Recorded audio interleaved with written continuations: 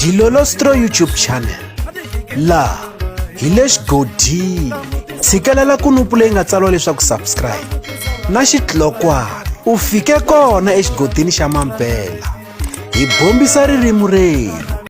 Namuntlha hi siku ra vumune Khotavuxika eka lembe ra 2023 ku nga Sonto hi pfuke hi kuma nkandziyiso laha Tshinyavantshwa a nga hiseliwa tihunyi ta yena. Ha swi tiva leswaku Tshinyavantshwa i munhu loyi a ti hanyisaka hi mitirho ya mavoko, naswona ku tsema tihunyi hi yin'wanyana ya mitirho leyi a yi tirhaka.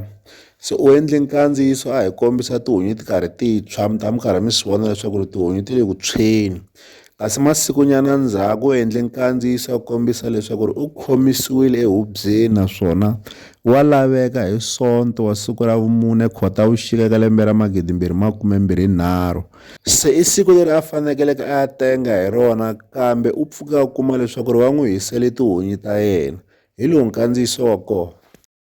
Hi tiseriwe papila tolweni va ri papila leriwa laveka hubyeni kwala ka Mageva, a va tsalangi ku va ni lavela yini laniwani ku ni khomeriwa yini a va ni byeli.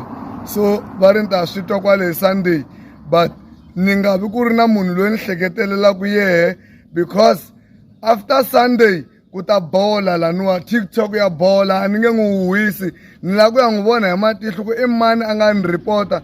Ni ri ni nge n'wi tshiki, ni ta n'wi tseketsela ndzhani yafa, ku nga vi ku ri loyi ni hleketelelaku yehe. Yani kwala kaya ma ku vona na tihunyi ta n'weti le ku tshweni ku hisiwini hi siku bya namuntlha. So a ni namuntlha i court day ya ku ni ya hlangana na tindhuna na vaakatiko na lava nga ni pota. So lomu langutisa hi lowu ndzilo la ku le ku tshweni.